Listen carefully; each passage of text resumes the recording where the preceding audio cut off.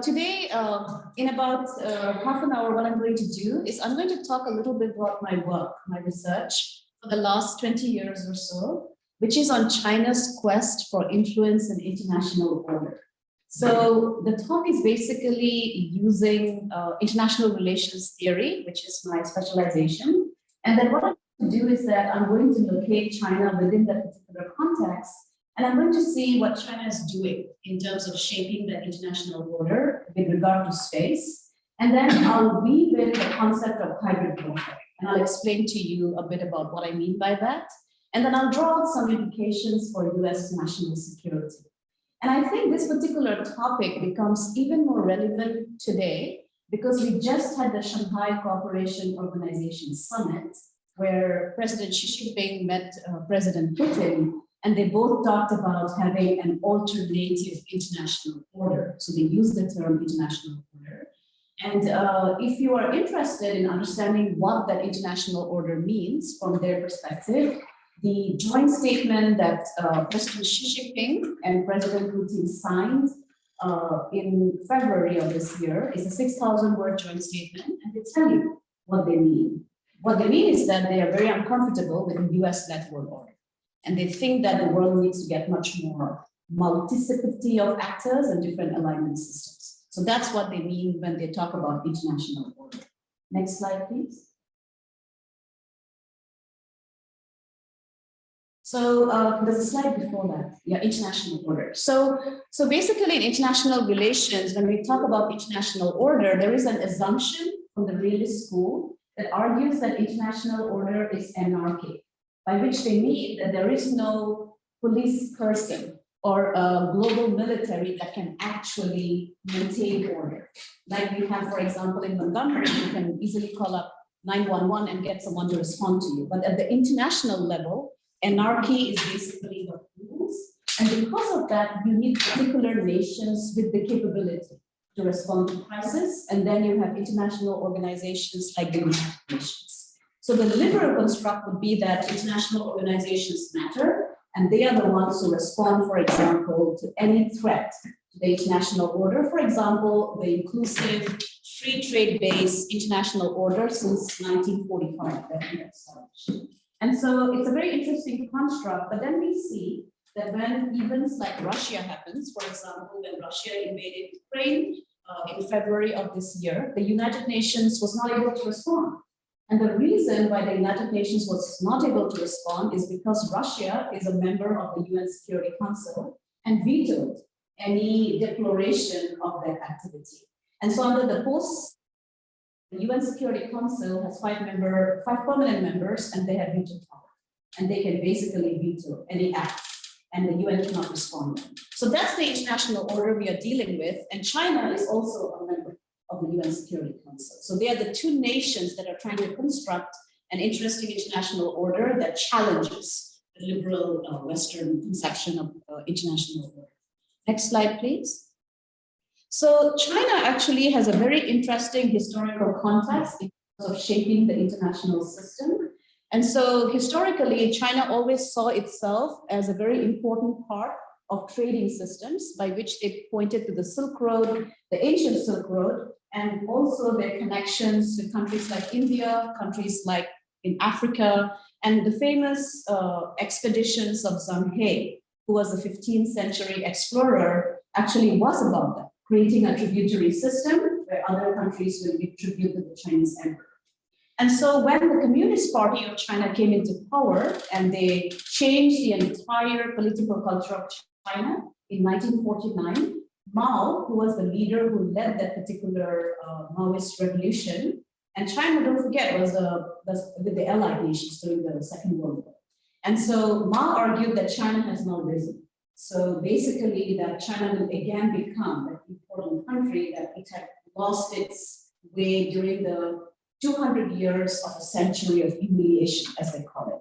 Now remember the words humiliation, it really matters in the Chinese context, because they remember that. When I visited China, they reminded me again and again that they're still trying to deal with this concept of humiliation, where Western powers have invaded China and actually burned down some of their palaces, including the British and the Americans and the Germans. And so they remember that. And so today they say that they have risen and that they are different from Western nations and that they think about international order from a more Communist Party of China perspective. And so that's a very important departure that we always need to keep in mind when we think about it. Next slide, please. So in that context, my specialization is space. So I'll talk about space and why space is important for international order.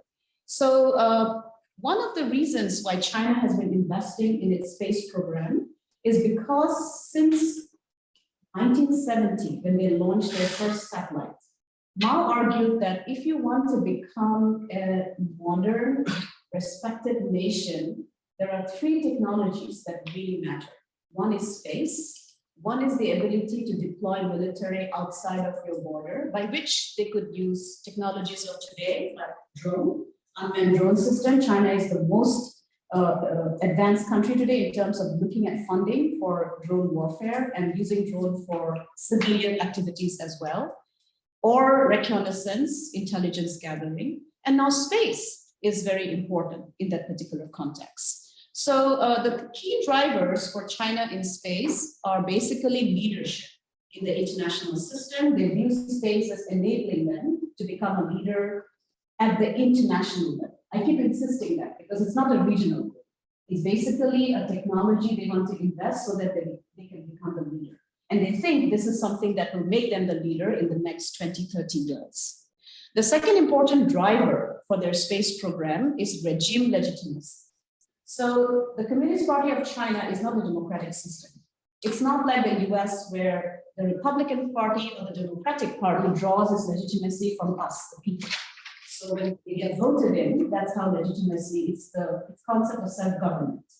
In China, it's not that at all. It's the party system. They decide who the leaders are. People don't vote for their representatives. So President Xi Jinping, the Communist Party, has basically decided who the president will be. And so because of that, they have this vulnerability, I would say, of legitimizing their rule. And so for that, they invest in economic development to tell their people that the Communist Party is good for China. China has risen, has become the second largest economy in the world, the second largest military in the world today. And then they're becoming leaders in space as well. In fact, changing the entire narrative of space in the 21st century. And so they use these particular concepts for regime legitimacy. And then, of course, economic development and entrepreneurship. So for China, space is not just about national security. We think that they're investing in space because of military deployment, command and control, satellite navigation, but actually they are articulating space in a very different way. They are saying that space is going to contribute to China's economic development. So which means using navigation for their container ships. China is a leader in container ship traffic today, using ATM transactions, using global financial networks, using media, using e-business. That's the business. And then they're talking about space resources that are out there in space, like lunar resources. And I'll talk about that in a bit. And then, of course, finally, national security. The first time China woke up to the national security aspect of space is when they saw the United States in the first Gulf War. They were shocked. They were shocked at the way the US military was able to move forces out of line of sight using satellite technology. And so they woke up to the fact that their defunct defense systems based on land deployment will not work. They will have to invest in space if in case there is a Taiwan scenario and the US comes to the rescue of Taiwan. Next slide, please. So some of the long-term goals for China, and this is something the US does not have today. And this is where China is assuming leadership in space. One is that they are arguing that they are going to invest in a technology called space-based solar power from a national perspective. The US has programs on space-based solar power, but it's not a national level directive. So for China, space-based solar power, I'll talk a little bit about what it means. Is a renewable technology, which is 24 hours and which can actually build into Chinese economic development, which by extension can develop their military. So you can see that there is a grand strategic thinking when it comes to space. The second long-term goal for China is lunar and asteroid mining. So they're talking about going to the moon, not because they want to send a Chinese taikonaut there, to show human presence for one day. No, they're talking about looking at the moon from an economic perspective. And this is something where they completely depart from the US Artemis program. So the US Artemis program views the moon as a stepping stone to Mars. For China, the moon has intrinsic strategic value for itself. They're not connecting it to their Mars program. And that's a very interesting cultural shift. And when I went to China and asked them why this is the case, they pointed out that that's because that's in their social culture. So the Chamar, which is the moon goddess, really matters to them. She has this historical, continuity, and also they have moon festivals. So the moon is an intrinsic part of their culture, which Apollo is not in the American political culture. It's a Greek god or a Greek goddess, Artemis. You don't feel connection, but they do. And so it's a very different conceptualization of the lunar program. Now, and so the other interesting thing is they want to establish a permanent presence for strategic access. So they argue that whoever gets to a particular area on the moon first will be able to then determine who will get those resources and how they will then be able to use those resources for deep space exploration. And I'll tell you a little bit because they give you very clear data by what they mean. Now, interestingly, China's space program has a very long-term strategy. So all these programs I'm talking about are not new. We are talking about them today because they're making the news, because they're doing a lot in space. But they have been thinking about this since 2000, which is 20 years ago. And so they have been very steadily building their capacity. And because they do not have the change in administrations the US have, they're able to commit to a particular goal. For example, in the US, you had change of mission programs from Mars to moon, moon to asteroids, but they don't have that. They're basically able to commit to their lunar program, for example. The US had that capability during the Cold War. So the race to the moon, there was continuity in administrations, right? And the US succeeded. But today, there seems to be changing focus as to what the space program's actual strategic value is. Next slide, please. So there are certain critical changes that has happened in China, and this is where President Xi Jinping becomes a critical actor. So unlike Hu Jintao, who was the president before President Xi Jinping, who was very uncomfortable with projecting China's power at the international order, which is the level at the system where nations compete for power and influence, President Xi Jinping has come along and said that China is not going to be quiet anymore. It's not the peaceful rise of China anymore. China is a very important player in the international system, and China is going to project its power, and it's going to use the international system to shape how other nations behave.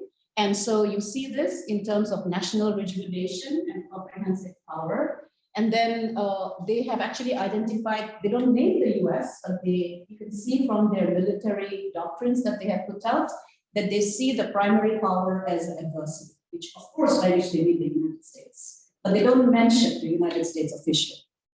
Now, the other important thing is China and Russia have become a very important strategic partner since President Xi Jinping.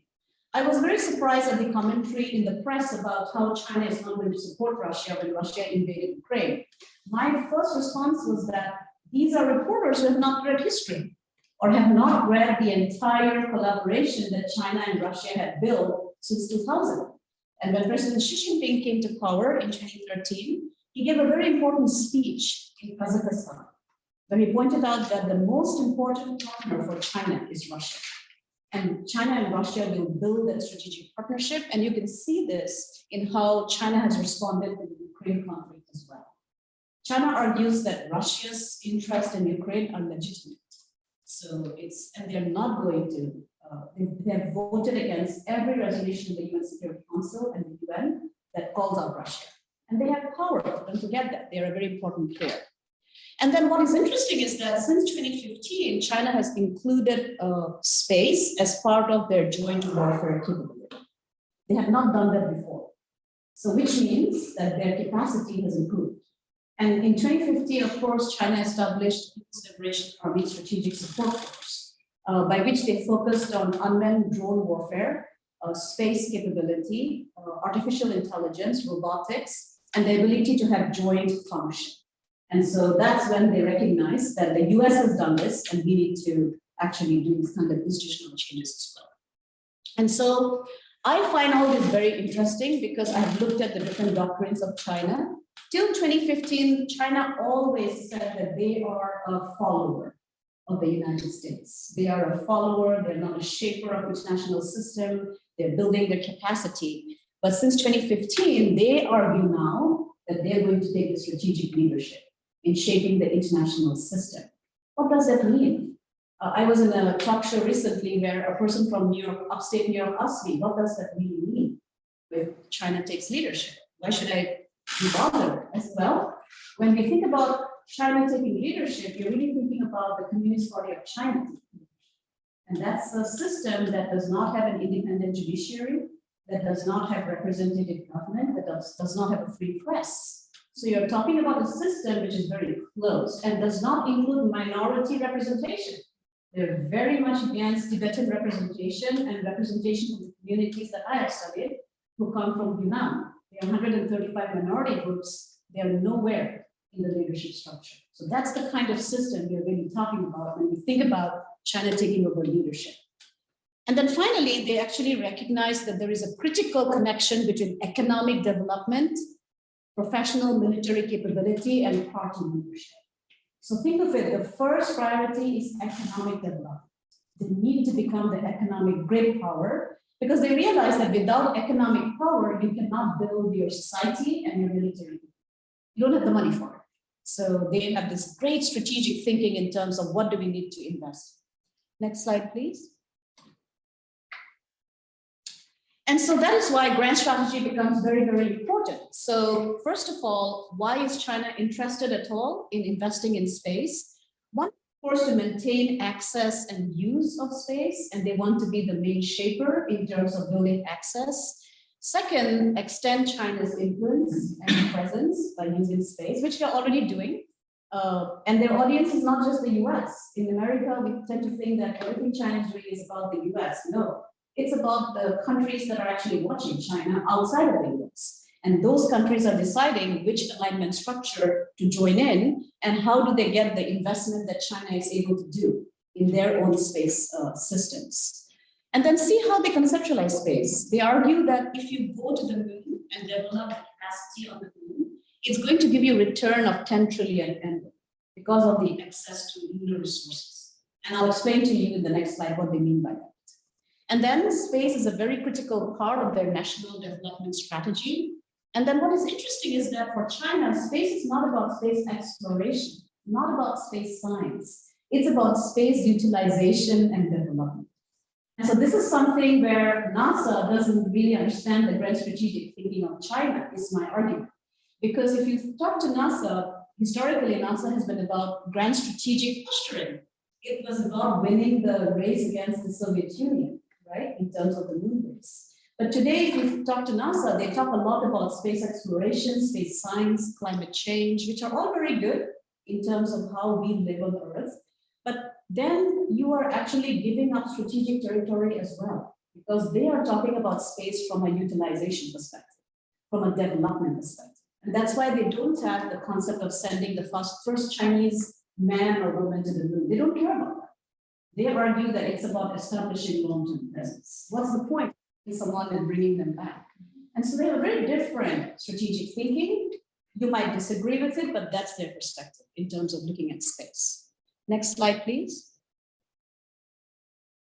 And so some of the ways that I have got insight into their thinking is, of course, looking at their documents, but also looking at the speeches of their leaders. And so if you look at the speech given by President Xi Jinping to some of their engineers and scientists of the Chang'e 4 mission, which is the first mission of humanity to go to the far side. It's a robotic mission, and it's still active today. The mission, the longest mission that is active looking at lunar resources. He argues that it's about space power, it's the space dream of China, it's about exploring the vast universe, it's about implementing lunar exploration project to pursue the nation's unyielding dream towards national rejuvenation and also a continuous effort. So it's very interesting the messaging he does in terms of why space is important for China and its society. Next slide, please. And so why is he talking like that? It's because there is a deep impact of China's strategic culture in some of the thinking of the leadership. One is, of course, the connection of territory to resources. So if a particular territory has resources, the Chinese strategic culture thinking is that it's very important that some kind of presence is established so that they have strategic advantage. This is the case with the South China Sea. So if you think about the South China Sea, it became important in Chinese strategic thinking the moment there were resources found under the ocean. Before that, their claim was not that assertive. In the 1970s, the United Nations first came up with a survey that there are a lot of oil resources under the South China Sea. Then China upped its assertiveness, arguing that this is Chinese territory. Vietnam doesn't have right, Indonesia doesn't have right, but it's disputed, as you know. And then they went their own islands against international law. And so you can see how they think in terms of resources. And then a similar kind of situation is happening in Antarctica, where they're building several bases. And some of my New Zealand officer core friends who were deployed there argue that they're actually hardening the bases in Antarctica. And then why? Because in the Chinese estimate, Antarctica has a lot of resources and will become important in the future. And the Arctic is melting. So there will be a very interesting way how they can look at that. Next slide, please. So where is China in regard to the goals that I mentioned? Space-based solar power, lunar and asteroid mining, and space-based resources. Next slide, please. So this is their space-based solar power program, the only country with a national level space-based solar power program. And if you see, this is a 2022 update from the China National Space Administration. And they argue that the Long March 9 rocket, which is the rocket that is very similar to the Space Launch System, with 140 metric ton capability to go to low Earth orbit, is the rocket that they'll use to build space-based solar power satellites. And they brought the year ahead. So before they said that they're going to test power beaming. So space-based solar power is a technology that is going to get solar power in space, which is 24 hours. Unlike ground solar, where we do not have that capability because of weather and nighttime. So it's not 24 hours. But that's the advantage of space-based solar power.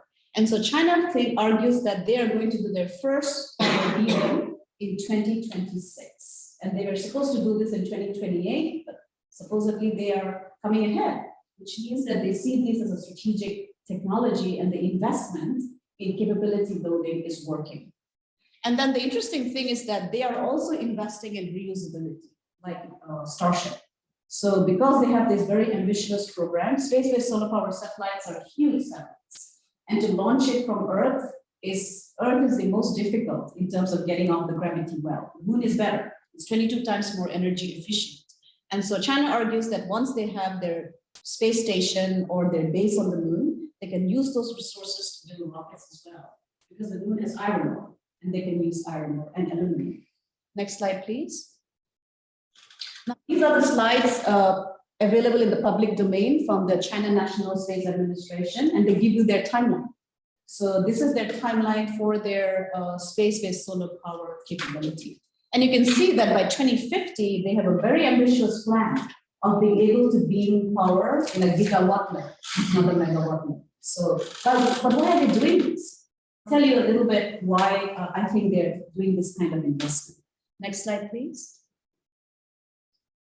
And so the other important thing in terms of China's focus on the moon is that they're focusing on the moon as an Earth-Moon economic zone. And they're very proud that they became the second nation to plant a fabric flag on the moon. And in the very nationalistic perspective, they view that as the age of China, which is the age of the newcomers. So they argue that it's not the age of Apollo or Artemis anymore. It's the age of something different from Asia. And they're very, very strong in their argumentation. And what is important is that they're just not talking about it. They are actually achieving this, and they're showing it to the world, that they are not just rhetorically doing this for propaganda purposes. And the next slide will tell you why. So the next slide. So all the missions that they announced since 2000 in June, they have achieved it on time. And this is where they completely depart from the US lunar program, which is missing deadlines as we speak. And so if you look at their Chang'e 1, 2, 3, 4, 5 mission, they have announced these missions in 2000. They gave you the dates in 2000 that they're going to launch the systems, and they did it on time. And they succeeded. And the Chang'e 4 was the game changer because everybody argued that Chinese technology is Russian technology. And then what Russia did, China is just repeating. The Chang'e 4 is a complete. Russia never succeeded in going to the south pole of the moon, nor were they able to land their landers. They just couldn't do it. And Korolev, who was a Russian engineer, died. And so that's why Russia's moon program completely got destabilized. But China went ahead and did it. India did not succeed in doing it in 2019. And so this is where they have now feel very confident in terms of their capability. And if you look at their lunar program, by 2036, they want to establish the first research base on the moon in collaboration with Russia. So they just signed a memorandum of understanding with Russia to achieve that particular goal. And don't forget, their goal is not about human presence.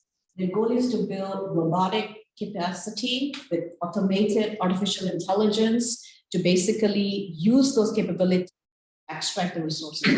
And they have a very, very advanced AI program today. Next slide, please.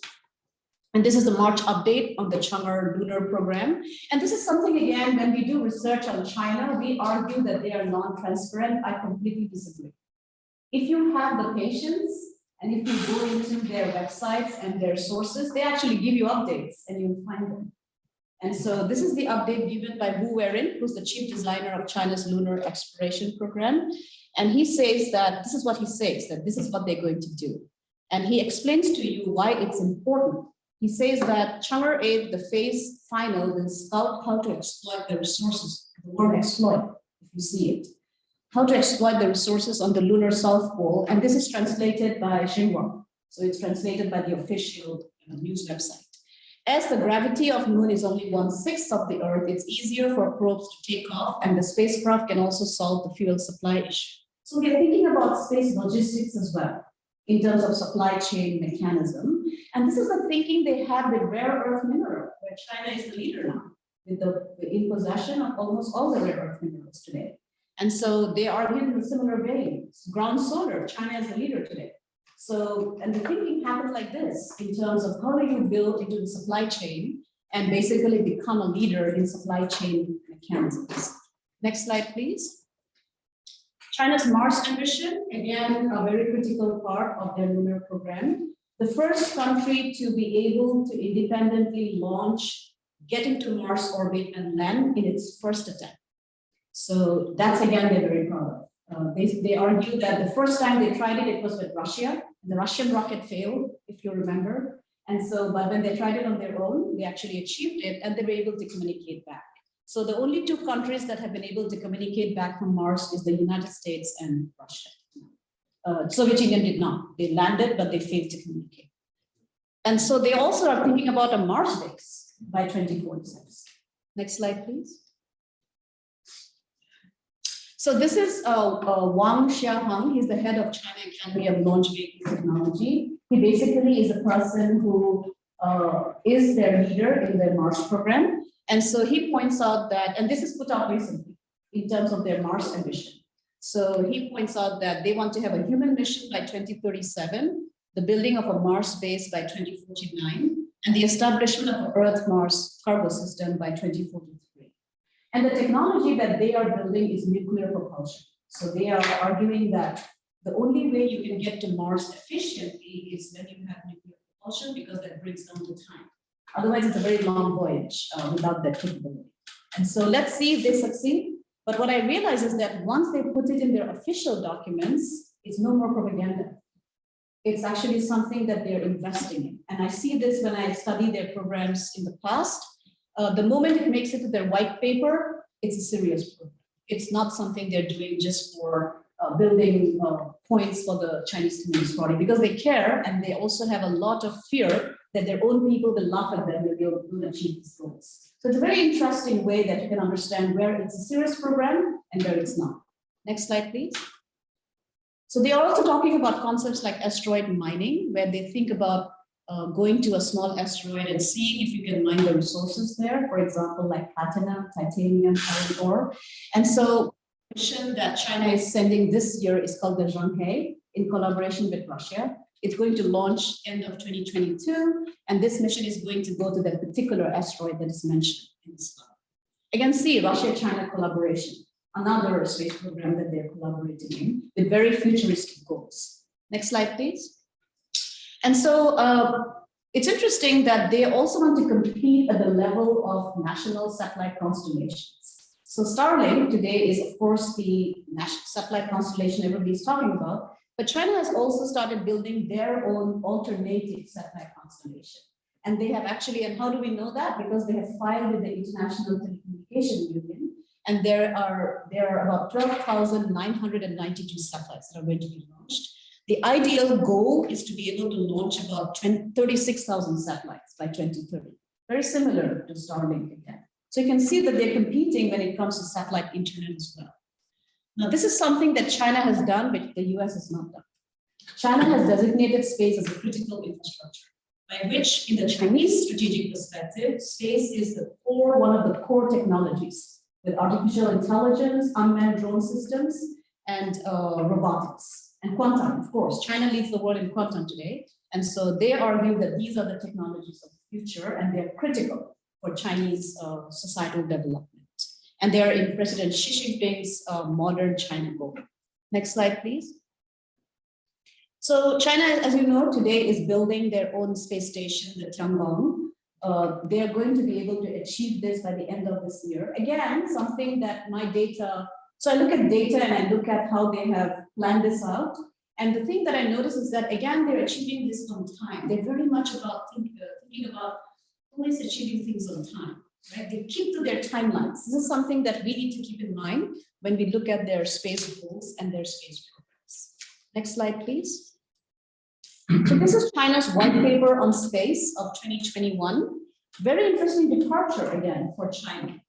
China was always very wary of including their space industry, developing their private space sector. But in the white paper of 2021, they argued that space industry is a critical element of the overall national strategy, and so there needs to be the development of SpaceX-like companies. And since 2014, there are about 112 space companies in China, and 3 of them have already launched to orbit. They are not reusable, but they have already launched. iSpace, which is a Chinese company, wants to invest in reusable capability. And reusability is important because it brings down the cost of launch. And then the other thing, if you notice, Belt and Road Initiative is a critical part, which means diplomatic use of space, the international level. And then they're also talking about laying a foundation for developing cislunar space, which is the space between the Earth and the Moon. And this is again very important from a strategic perspective because the earlier white paper did not have that. And when I went to China and I asked Chinese space policymakers, will you include cislunar? They said no. And they included it in their 2021 white paper, which means they have capacity. They don't do something unless they know they have the capacity to do it. And then finally, a planetary defense system. So Russia and China have signed a collaboration to build a defense system to fight, to basically deflect asteroids. Because you know asteroids hit Earth, the dinosaurs died because of asteroid hit. And so they have this planetary defense program as well today. Next slide, please. And their perspective on US commercial space is changing. This is something I thought I should put out there because the war in Ukraine made them realize that US space companies are part of US military force multiplier. So for example, when SpaceX offered satellite internet, when Maxar offered satellite images of Russia's convoys, the Chinese put out, actually this is military work writings, papers in which they argued that China needs to develop counter space capabilities that target that target US private space capability in case there is a Taiwan conflict. So they're learning lessons. And you can see that this particular paper offers several counter measures, and they argue that SpaceX is not a private company. It's funded by the US government, and then it is very much a part of US military space multiplier. And this is the first time that they have actually put this out in the Chinese discourse, and that every satellite company is part of that national security conceptualization. Next slide, please. So So before I get to hybrid warfare and end, so that we can have some questions, I think I thought that putting the Russia-China perspective at the level of the international order is critical, because that's the biggest, I think that is the strategic concern for US national security.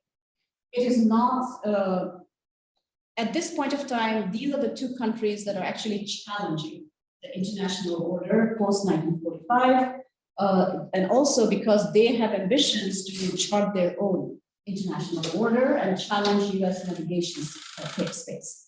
I argue that nuclear weapons play a role, a very critical role in the post-1945 international order. The very fact that NATO and others are not responding to Russia beyond the point is because Russia has the largest nuclear weapons stockpile, right? And Putin gave speeches, and I listened to some of them, in which he said that every nuclear option is on the table as per Russia's military doctrine. Escalate to de-escalate is their thinking.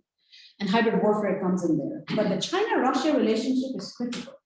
So if China had not signed that joint statement with Russia just before Ukraine invasion, I think Putin would have thought twice. Because think of it, sanctions, who is the country that is helping Russia? China. They have signed agreements with China, and China is not part of the sanctions regime with Russia. And these are all the Belt and Road initiatives. Next slide, please. So first of all, they have signed a lunar research station collaboration. They put out this press release. It's available online. This is from the China National Space Administration and Roscosmos. And you can see that they've given you their entire timeline of how they're going to achieve their research base on the moon. And then the next slide will tell you that they also have a Belt and Road initiative in space. So basically the alignment structure of building memberships. And today the Belt and Road initiative has about 140 countries, which includes US allies. It includes New Zealand, it includes Luxembourg, it includes Austria, it includes Italy. And when I am a member of a NATO Partnership for Peace, security challenges working group. And when I talked to some of the countries that have signed on to it, they argued that they got good economic investment, which the European Union was not giving. And so one includes Northern Macedonia, who actually became a part of the BRI as well. Next slide, please.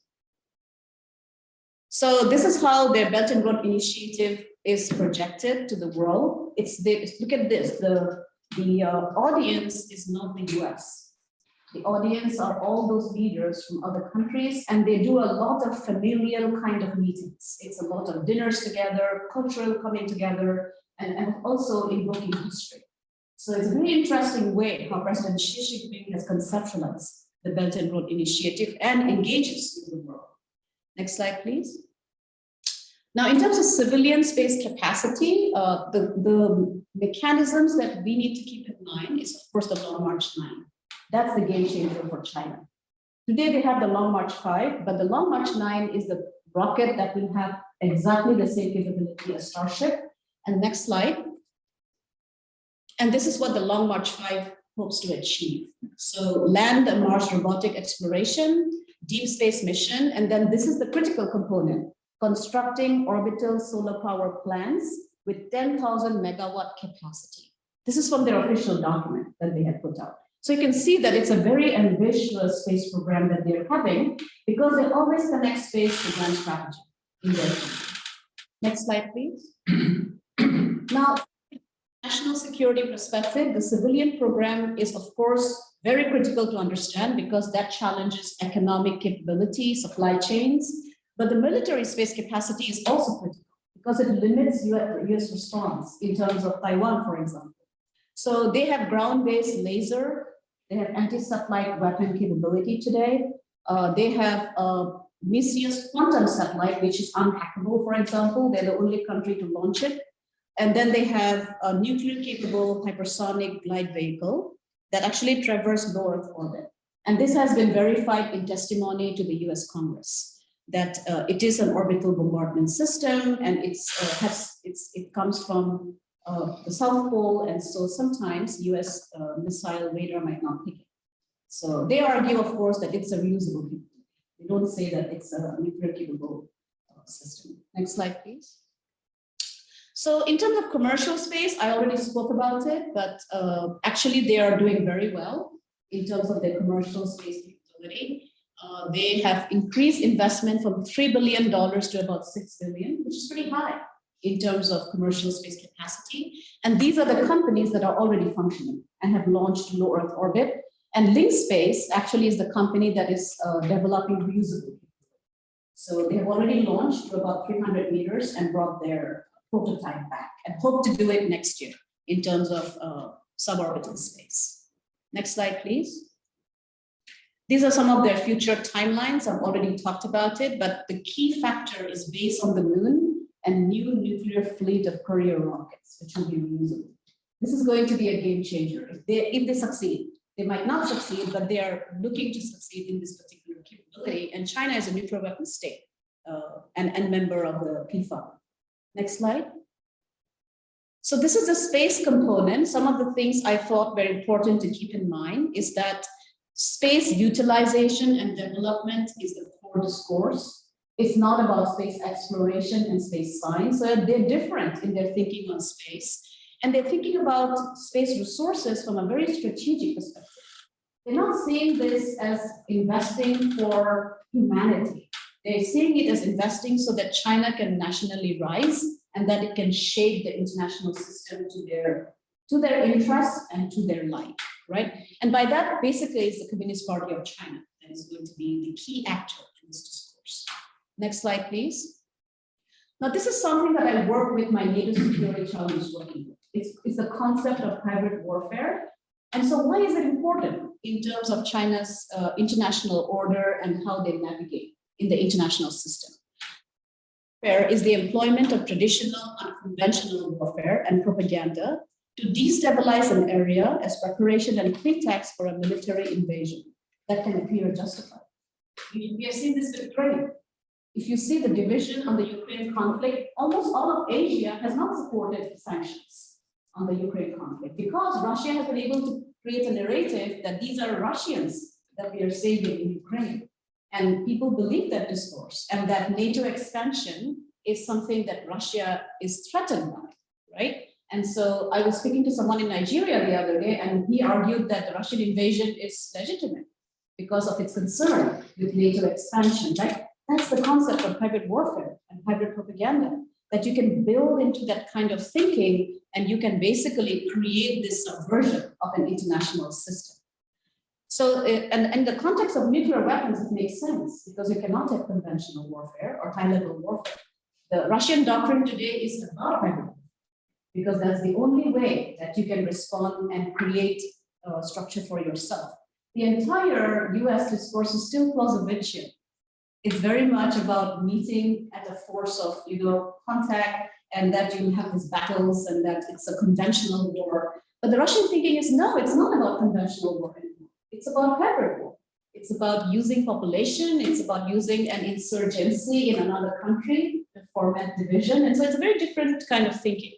Next slide, please. And so this is what makes hybrid warfare hybrid. So it's both territorial gains, but it's in between. You can never say if it's happening. You can never say it's not legitimate because somebody will say it's legitimate, and that's what they're looking at, and then deniable it. So next slide will tell you why it's deniable. So goals basically improve your strategic situation without getting into basically gain territory. That's what Russia hoped to do with Ukraine. China hopes to do with Taiwan in South China Sea. And then always roll back the strategic gains of your competitor, which is basically push back NATO in Ukraine. Next slide, please. So this is China's hybrid warfare campaign. And I'll end there because then I'll open it up for questions. I know we're running out of time. So for instance, when COVID-19 happened, and I was looking at the Chinese discourse, first of all, they didn't want to share information, but secondly, they argued that this is basically a US manufacturing disease. Remember that entire discourse that they had in the beginning? But that was deliberate. And by the way, this was not coming from some blog. It was coming from the Chinese Ministry of Foreign Affairs Weibo and Twitter accounts, which means it's an official account that was making these arguments, and people were listening to this kind of arguments. And then they argued that basically the Chinese model of governance is superior, the response to COVID is superior, the world depended on ventilators. Remember New York running out of ventilators at that time and China had supply They made it into an entire strategic discourse about how they were superior in terms of even responding to a pandemic. Next slide, please. And then Hong Kong. Think about Hong Kong. The Senate hearing where there were the Hong Kong democracy protesters next to me and talking about Hong Kong. And the first concern I had was that if they go back, what's going to happen to them? Because I knew that the US cannot respond to Hong Kong. They can respond rhetorically, but what else can the United States do? China is a nuclear weapon state with expanded capability in the Pacific. So how do you deal with this situation? And today, of course, they have the national security law. And then all the pro-democracy leaders have been arrested. We don't even know where they are. And do we care? I don't see it in the discourse anymore, like it was, say, 3 years or 4 years back. And so then people view that and understand that the United States' patience in responding to global crisis is limited and might not happen. And so then the Chinese discourse gets very important in terms of the countermeasure. Next slide, please. And this is going to be my last slide. So if you look at China in the South China Sea, this is what has happened in terms of hybrid warfare. So first, they used a conventional strategy of building artificial islands, denying resources to the Philippines and using their market connection to the Philippines. When Philippines went to the International Court of Tribunal, they cut off the potato exports from Philippines. And Philippines suffered because of that. And then the other interesting thing is that, next slide, is that in terms of the response mechanism to the Philippines, they actually used, they have a complete fleet of people who are not their armed forces. They are the fishermen, there are about 21 million, and then there are about 439,000 motorboats. This is based in Hainan province, which is a province very close to the South China Sea. And what is interesting is that the response to any US naval patrolling there is by these fishermen, right? They come out, and Vietnam has faced this. When Vietnam went, they actually attacked the Vietnamese boats. And then the Chinese government said that these are not our people. They're basically citizens who are nationalistic. But then they're actually all trained by retired PLA Navy. So you see the hybrid warfare concept here, deniability, that this is not official, this is some citizens doing something which we have not sanctioned. And so international response will not be there because it's not the Chinese state. It's me, a citizen, doing it, and I have to be tried by the Chinese government. So it's a very interesting way how hybrid warfare has entered the discourse of international conflict today because of the presence of nuclear weapons. And space comes in because space support is critical. And the end goal is that within this particular means, you constrain the United States response. Can we go to the last slide, which is on national security? So this is a slide which I think is critical. What does this all do? What is this entire discourse that I have put forward to in terms of US national security?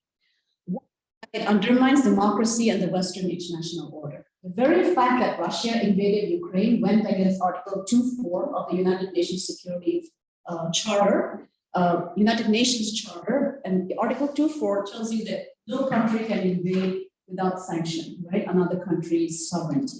But they did it, and the fact is that there wasn't a response because of China's support and because of Russia's capability. The important thing is that China's rise also has a deep impact on minority rights. I have seen how Tibetans have been treated. I come from an area in India very close to Tibet, and they don't have any representation, nor do other minorities. So that we have to think about when we think about a Chinese-led world order. Very assertive territorial claims. They are always denying that they are challenging the international order, but the fact that they are is very clear. And then finally, I think it's very important to realize that China and Russia will build alternative systems at the international level, like the Shanghai Cooperation Organization, that actually questions some of the international systems that the Western world has created. And this has impact for national security for the US, because then supply chains get questioned. You know, if Taiwan is occupied by China, huge supply chain issue again. And so we have to keep all that in mind. So I think I'll end there, and I'm sorry I went a little more, but it was a lot to cover in terms of international order. But I look forward to your questions, and thank you. Yes, please. A very concise and illuminating presentation. Thank you very much. very much. Thank you. One of the things I missed, when is the first manned lunar landing plans for? Is that the South Pole return mission? It's 2036. So the lunar landing, you say manned? Yes. So for China, the first South Pole lunar landing is 2024. Okay. So that's not manned, that's unmanned. So they want to send the unmanned robotic mission to study the resources in the South Pole, which is 2 years from now. Right. And when is the manned? Manned is 2036 with the research station. Okay. Thank you.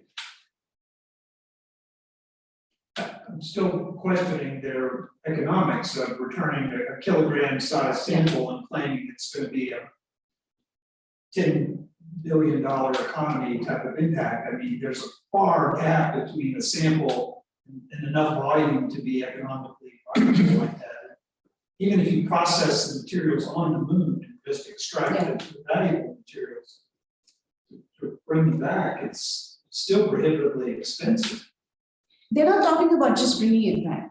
So if you look at Bao Weiming, who's the person who gave that presentation, he's a member of their missile development program and of the lunar program. So he points out that their assessment is that the lunar industry basically building into the capacity, building the supply chain, building the supply logistics itself generates a lot of resources. And they've given out that particular paper to their satellite navigation office.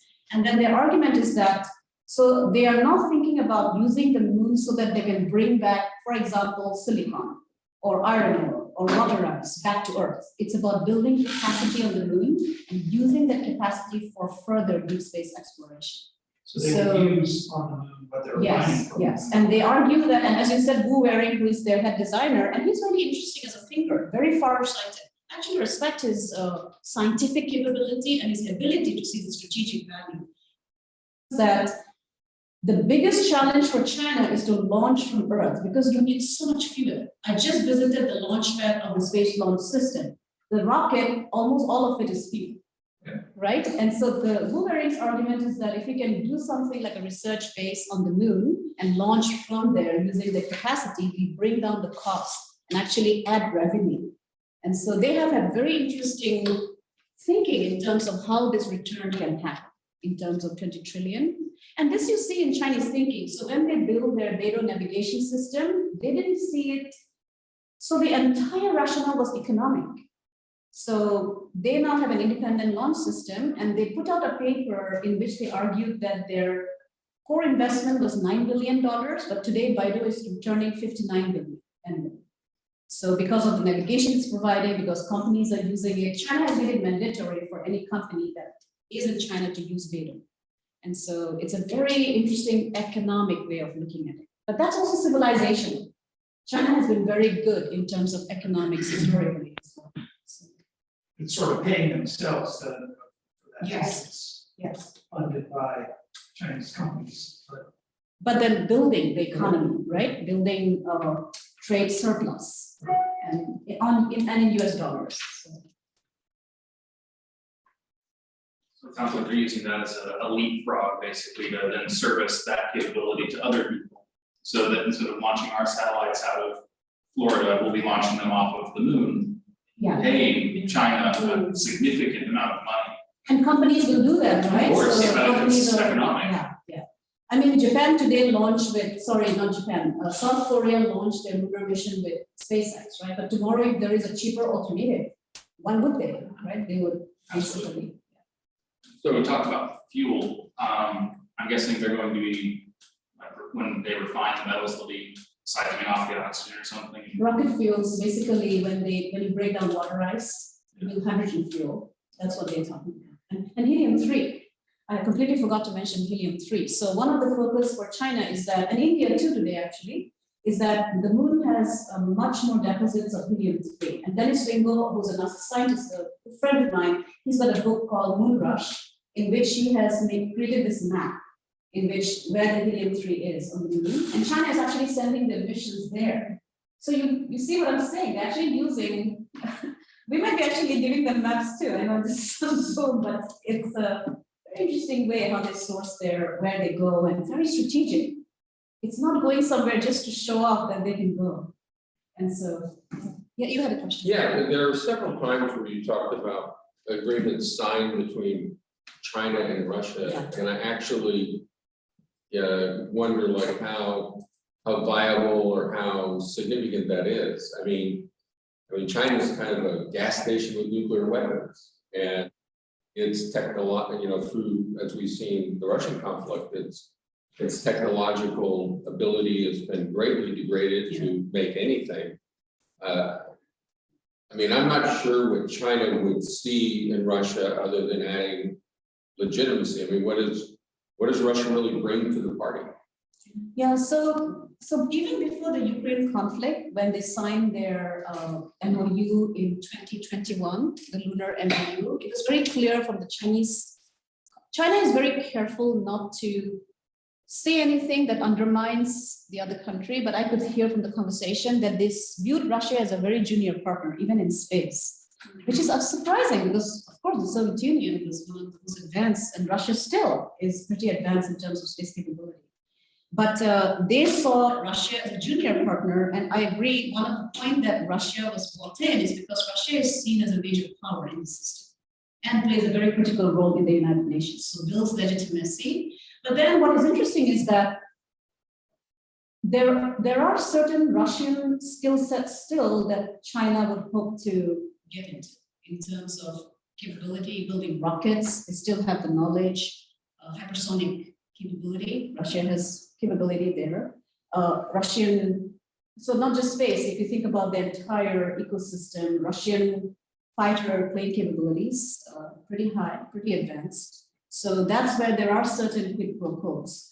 And so, but then it's also about building an alternative system and legitimacy building. Because if you see at the moment Russia supported the Belt and Road Initiative, you had much more countries from Central Asia, which is Russian ally, join in, right? Yeah, but what I'm thinking of is Russia as an economic force.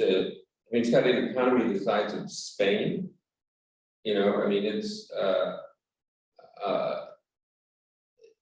It's hard for me to see what China sees in Russia other than it adds sort of a legitimacy image sort of thing.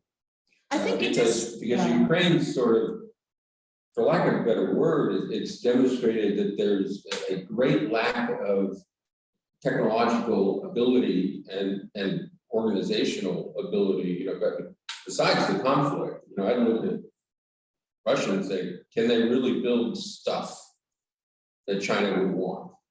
I think China is not looking at Russia to build stuff. China is, as you said, China is looking at Russia and signing so many agreements, including the SCO statements, right, which is after the Ukraine conflict.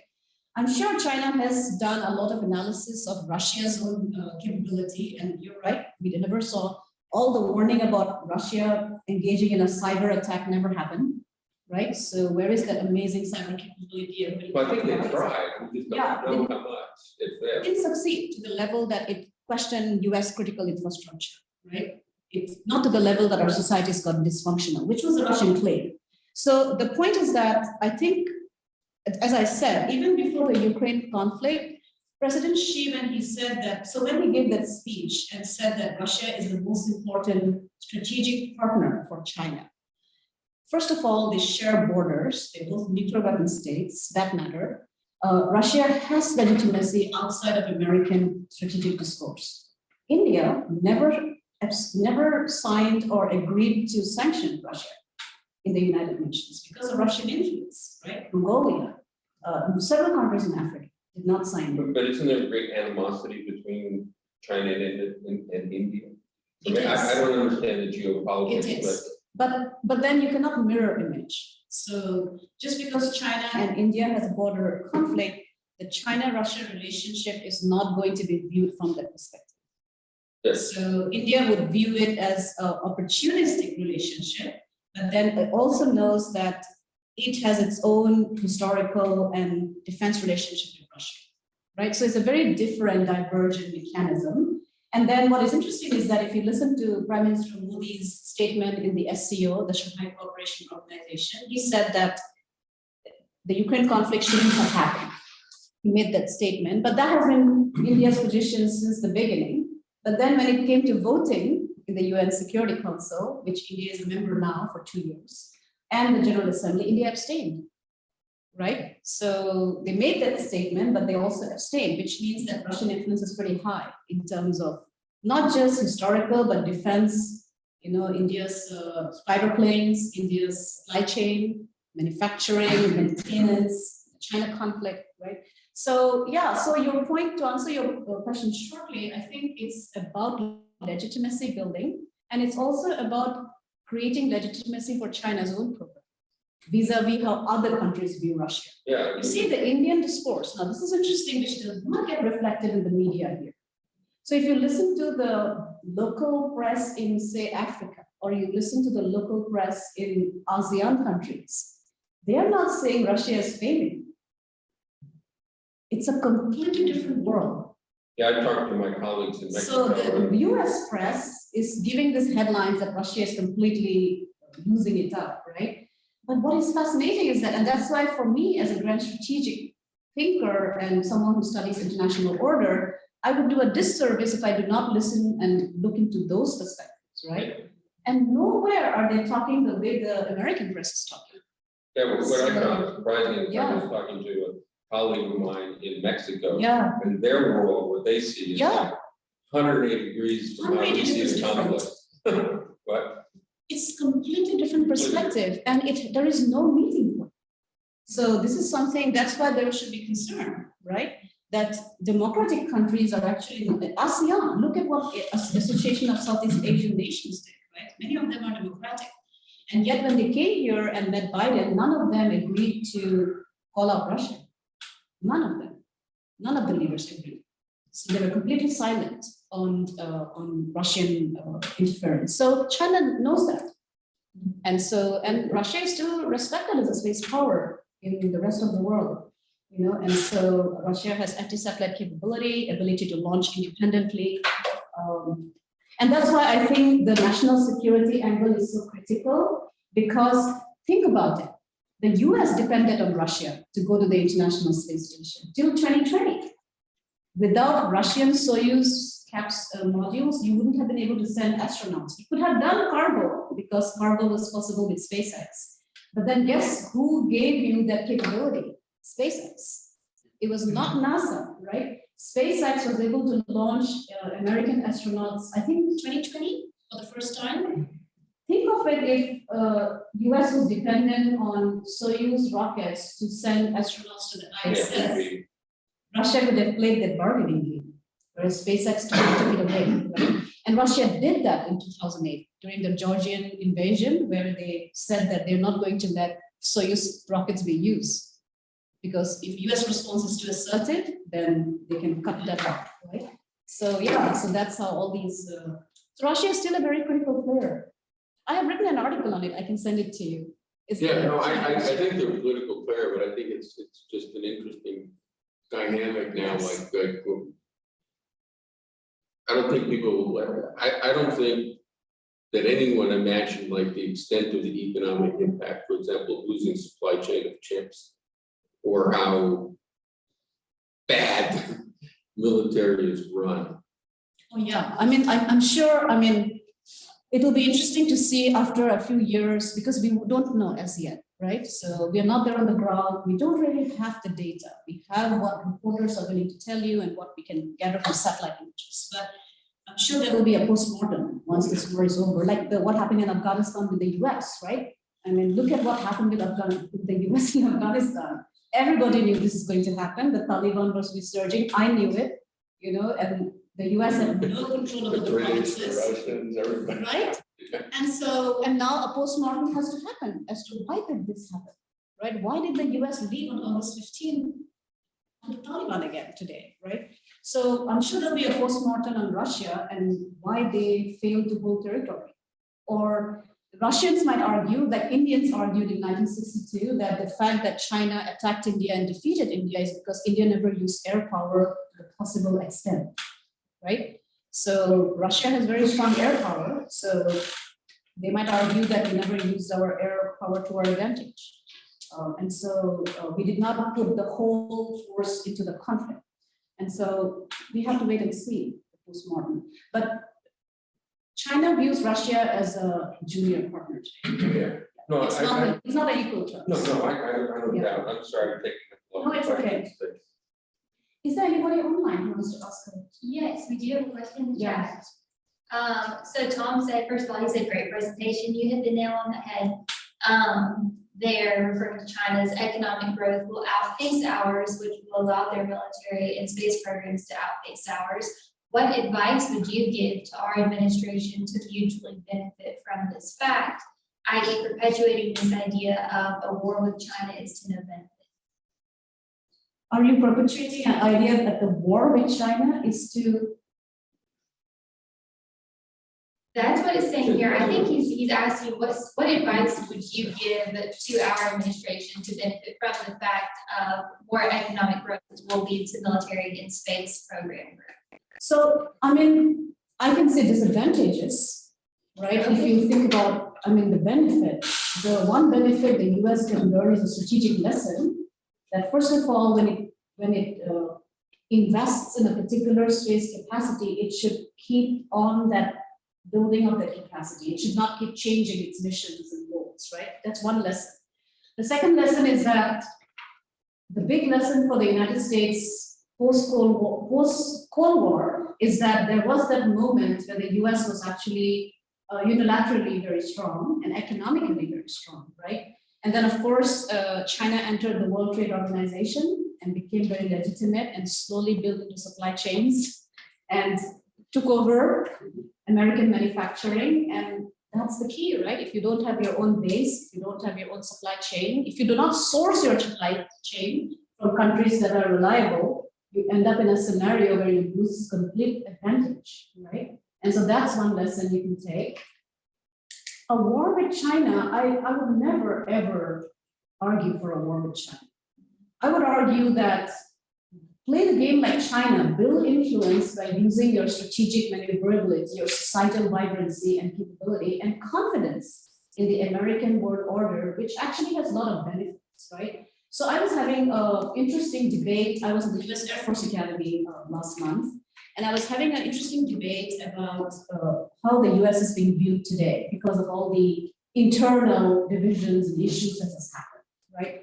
And so I don't think Americans realize that despite all its faults, despite all the divisions that might be, people from other countries actually view the US democratic system as an inspiration. So the Indian Constitution was inspired by the US Constitution, the US Bill of Rights. You know, if you go to, I was in Malaysia, and then one of the things that we discussed was that how the US Federalist Papers inspired the entire political rights of other nations, right? And so I think that's the kind of discourse and confidence the US still needs to have. That is democracy, the first modern democracy where you have self-governance. It's no human institution is perfect. You have to work to make it better, you know, with all the historical trauma the US has. But there is a democratic nation always tries to build better societies. And so that's an advantage. Now, economically, I think the US free market system is a great way. And because there is individual innovation, there is, a possibility of anyone, being able to do something and build their own economic capability. I think that could be used as a benefit as well. But the one thing I didn't say about China, and I think I need to say in response to the question, is that one of the disadvantages of China is that because it's such a closed system, it still isn't able to draw in the high skill immigration that the US is able to draw, right? One of the biggest reasons historically is that very high skilled immigrants came to the United States, first from Europe, and from China, then from India, from Africa.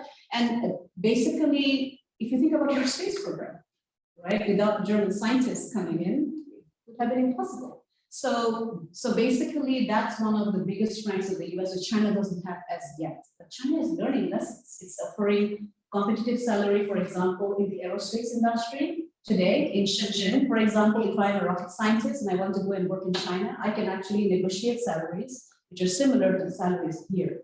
So they've learned their lesson as well. But I think that's something the US can benefit from. No, never a war with a nuclear weapon nation, which can reach China has nuclear weapons that can reach US soil. So that's something I'm thinking.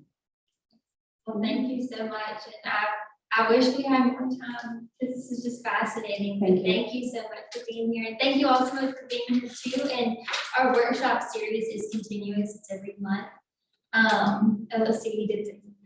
Oh, he said, for clarification, his viewpoint that the US military and administration talking about a war with China only perpetuates a scenario that isn't beneficial. So I think he's on the same page as you.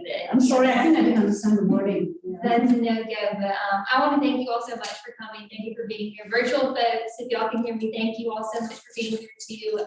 If y'all go to mdmworks.org, you can sign up for our newsletter and you'll find out about more events like these, and we have very talented subject matter experts like Dr. Goswami. And next month, we're actually going to be learning about mobile quantum infrastructure in conjunction with Purdue University. So that's going to be very interesting. But thank you all so much, and Yeah. thank you. Thank you.